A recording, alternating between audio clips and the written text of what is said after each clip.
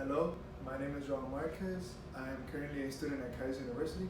I am in the RT program and my video is going to be about an osteoblastoma. Now, during this video, I'm going to be explaining the description of an osteoblastoma, the causes and symptoms for an osteoblastoma, the different types of examinations that the doctor might use to diagnose an osteoblastoma, the treatment process, which there are 4 different types of treatments, and the recovery time for these types of patients. First of all, let's talk about the description of an osteoblastoma and how it is about. An osteoblastoma is a benign, non-cancerous bone tumor. It is a rare tumor that often develops in the bones of the spine as well as the legs, hands, and feet. The type of population that are mostly affected by these types of tumors are young adults and adolescents. This is also a slow-growing tumor that dissolves normal, healthy bone and makes a new type of abnormal bone material called an osteoid. This osteoid bone material builds up around normal bone, and because the osteoid bone is weaker than normal bone, the area surrounding the tumor becomes more vulnerable to fractures. Next, let's talk about the causes and symptoms of an osteoblastoma. As for the cause for these types of tumors is unknown. And as for the symptoms, the most common symptom for this tumor is found in the leg or arm bones, which is mild pain and swelling. However, most commonly, osteoblastomas develop in the spine most of the time, and when they grow back, they develop back pain. Furthermore, when these tumors form in the spine, they can press on nerves, which can cause the patient to have neurological symptoms in the legs, such as numbness, weakness, or pain. Now let's talk about the different types of examinations that your physician/doctor may order in order to diagnose this type of tumor. The doctors will most likely order x-rays, which is this one right here, a CT scan, and an MRI scan to be able to diagnose this osteoblastoma. As you can see in this x-ray, it shows the osteoblastoma right there on the 3rd digit.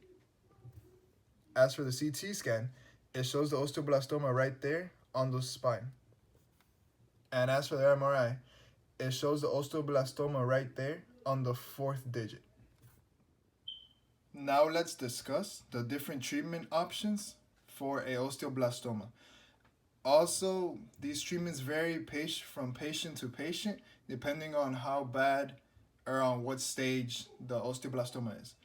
As for treatment of this specific pathology, they have many different ways of treating it depending on the stage of the tumor for each patient. For example, they can do one of 4 things. Either a marginal resection, which is that the doctor may remove the section of the bone where the tumor is located, a curettage and bone grafting. During this procedure, the tumor is scraped out of the bone, then they fill up the hole with a bone graft. A spinal fusion. This is basically a procedure when they remove the tumor from the spine. They start to realign and fuse together the weakened spinal bones so they can heal into a single solid bone. And then the last resort is radiation therapy and chemotherapy. This treatment is not recommended for osteoblastoma except in rare circumstances, such as if the surgeon is unable to remove the tumor safely. Now let's discuss the recovery for this osteoblastoma. As for these patients recovering, depending on how much the surgeon removed of the tumor during any one of the 4 procedures I already discussed, around 10 to 20% of osteoblastomas return. So there is a pretty good rate of survival with this tumor. Now, as for these 3 images, it shows the osteoblastoma on other different types of anatomy, such as on this first x-ray, it shows the osteoblastoma as that little black shade right there in the middle of the bone right here, which shows the osteoblastoma on this humerus. As for this cross-sectional CT, it shows the osteoblastoma right there, that black shade right there, on the calcaneus of the foot. And lastly, on this x-ray, it shows the osteoblastoma right here on that spinous process of the cervical spine. Well, thank you so much for watching this video. I hope that this video helps explain to you better what an osteoblastoma is And during this video, I explained the description of the osteoblastoma, the causes and symptoms for an osteoblastoma, the treatment process for an osteoblastoma, the different types of examinations that the doctor might use to diagnose this osteoblastoma, and the recovery process for these patients. Thank you.